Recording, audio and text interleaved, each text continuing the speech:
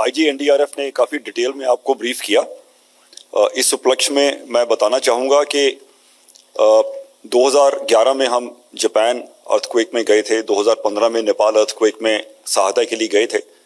उसके बाद 8 साल बाद एनडीआरएफ को इस तरह डिप्लॉय किया गया है और इसमें काफ़ी चीज़ें ऐसी हैं जो पहली बार हुई।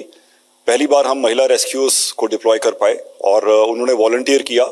पुरुष रेस्क्यूअर्स से किसी भी चीज़ में वो कम नहीं है और पहली बार हमने अपनी गाड़ियां खुद हम लेके गए। C-17 ग्लोबमास्टर प्लेन में इंडियन एयरफोर्स की काबिलियत है, ताकत है कि उन्होंने हमको इतना दूर हमारे पूरे साजो सामान पूरी गाड़ियों के साथ में पहुंचाया ताकि हम संपूर्णतः आत्मनिर्भर थे।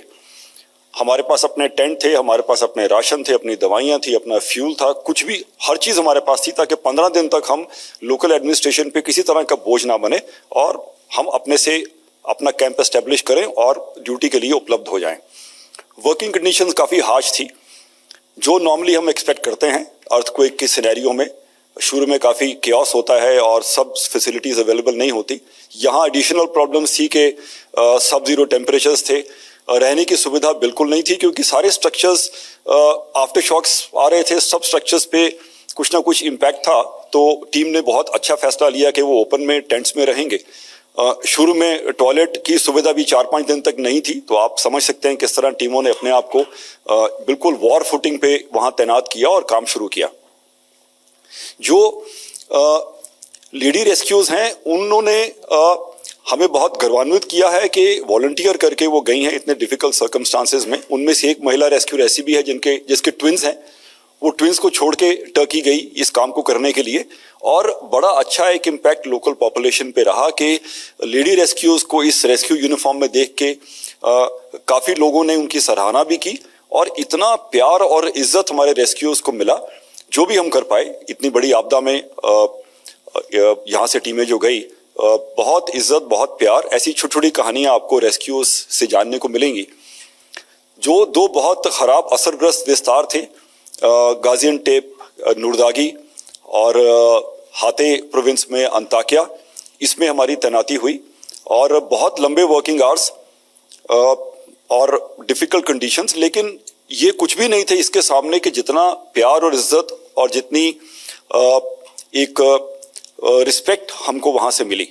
कई छोटी छोटी कहानियाँ हैं, मैं एक बयान करूँगा। दीपक से आप मिल सकते हैं बाद में, मेरे डिप्टी कमांडेंट हैं, वो शाकाहारी हैं। तो अहमद करके किसी वहाँ के रहवासी की फैमिली के 4 शव हमने उनको बरामद करके दिए, जिंदा हम नहीं बचा पाए, शोक की बात है। लेकिन फिर अहमद इतना ग्रेटफुल फील कर रहे थे कि उसके बाद दीपक जहाँ भी जाते थे शहर में डिप्लॉयमेंट पे, वो कुछ ना कुछ वेजिटेरियन ढूंढ के ला के दीपक को खिलाते थे। खाने की दिक्कत थी वहाँ पे, फिर भी वो कभी एक सेब, कभी एक टमाटर, उनके पास जो भी था वो ला के दीपक को खिलाते थे। इस तरह अपना एक जो ग्रेटफुलनेस है या थैंक्स है उसको उन्होंने एक्सप्रेस किया।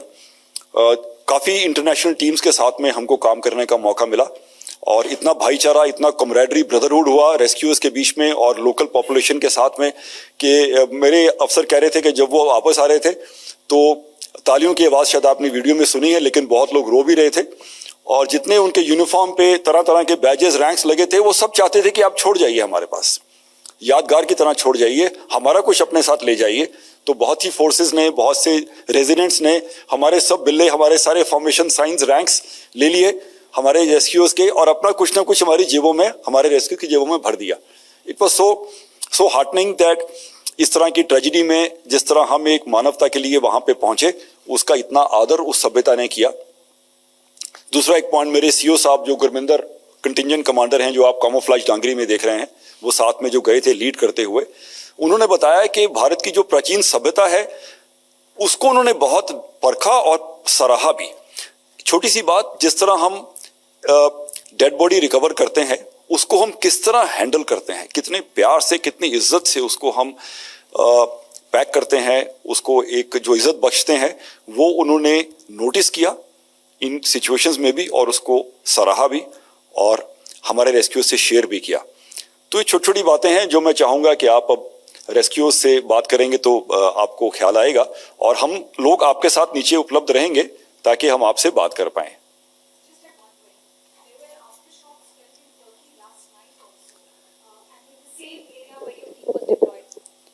Post that, is there any rescue operation that they have sought? Have they sought your help again from Turkey's side? 6.3 probably is the Richter scale on which this earthquake has hit. We saw in the papers today. Till now, there is no request, but NDRF is prepared for any eventuality, and we are absolutely ready to help in any manner.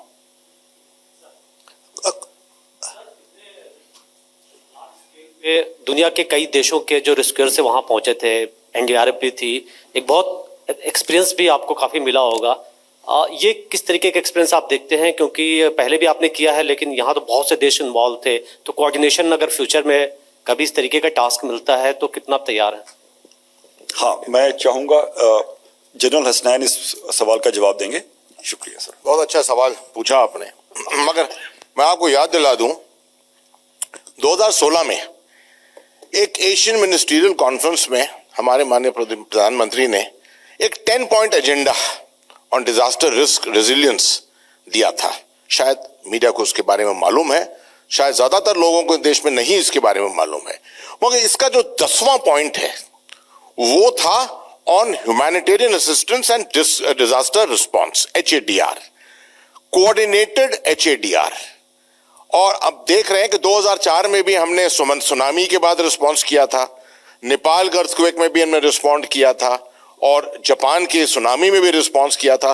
मगर जो इस दफे हुआ, जिस तरह से जितना coordination हुआ डिफरेंट एजेंसीज का, अगर आप देखें तो एयरफोर्स की स्ट्रेटेजिक एयरलिफ्ट, 6 बड़े मिशन जो हैं अवेलेबल थे इसके लिए, साथ में NDRF, Indian army, MEA involve deeply into it, एक डिप्लोमेटिक तौर पे ये पूरा एक्शन भी हो रहा था इस वक्त साथ साथ। तो इतनी चीजें जो थी उनको कोऑर्डिनेट करके इसको लैंड किया। इसमें चुनौतियां जो हैं, चैलेंजेस जो हैं, उनको पहचाना, परखा पूरा, और लेसन्स इसके लर्न किए हमने इस दफे। तो आप जो कह रहे हैं बिल्कुल सही, इसके coordination with international agencies is a very very important thing. हम तो पहुंचे वहां, बहुत जल्दी पहुंचे। NDRF reached there, one of the earliest elements to reach there.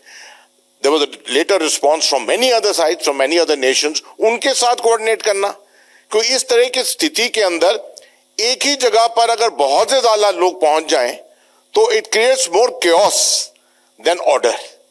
तो इसलिए जरूरी है कि ये कोऑर्डिनेशन जो है अपने अंदरूनी कोऑर्डिनेशन चलता रहे और साथ में इंटरनेशनल कोऑर्डिनेशन चलता रहे साथ में। उसके लिए आपको लिएजॉन टीम्स पैदा करनी पड़ेंगी, साथ में रखनी पड़ेंगी। मीडिया का इसमें बहुत बड़ा हाथ होता है, and I think the media played a very very important role in this whole mission.